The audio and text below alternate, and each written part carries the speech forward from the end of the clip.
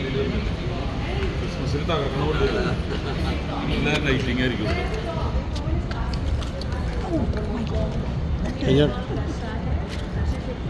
എൻ്റെ വണ്ടി അവിടെ അവിടെ ആയിരിക്കും പുറകിലാ. അപ്പോൾ അവിടം വരെ ഇങ്ങനെ നടക്കും.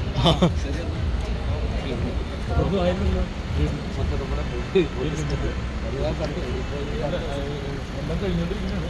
ട്രailer സാധനമൊക്കെ കഴിച്ചിട്ട് വൈദ്യുതിയൊക്കെ മാറിപ്പോൾ ഇതിലുണ്ട്. അപ്പം ഇവിടെ വരാൻ കാരണം തിരുവനന്തപുരത്താണ്. ആണോ?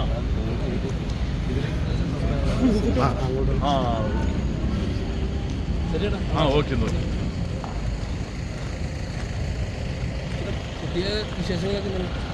പുതിയത് പെരുങ്കളിയാട്ടം. സുരേഷ് ഗോപിയുടെ അടുത്ത് ഇറങ്ങാൻ പോകുന്ന ജയരാജ് സിനിമയിൽ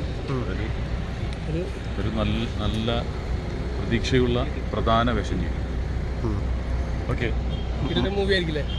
ആ അതൊരു ഗംഭീര സംഭവമാണ്. KGF വില്ലനുണ്ട്,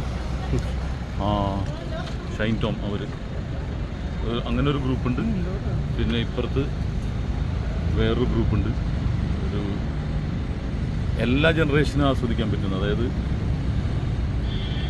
ഭക്തിപുരസ്സരമായിട്ടുള്ള new gen പടമായിരിക്കും.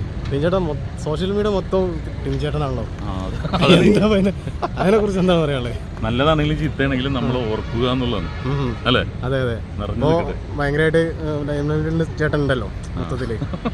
അപ്പൊ അതിനെ കുറിച്ചൊക്കെ അത് സന്തോഷം. നമ്മൾ മറന്നു പോവുക എന്നുള്ളതാണ് ഏറ്റവും സങ്കടമുള്ള കാര്യം.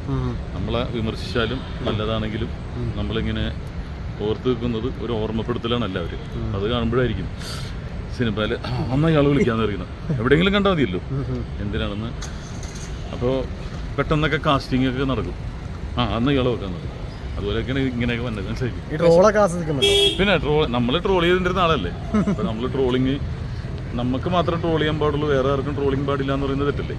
എന്താണെങ്കിലും അത് ഇതാണെങ്കിലും അതിൽ വേറെ നമ്മളെ കുടുംബക്കാരെയോ അല്ലാതെ നമ്മളെ അങ്ങനെയൊന്നുമില്ലല്ലോ. ട്രോളിൻ്റെ ഭാഗമാവുക എന്നുള്ളത് നമ്മൾ ജീവിച്ചിരിക്കുന്നു എന്നുള്ളതിൻ്റെ തെളിവാണ്.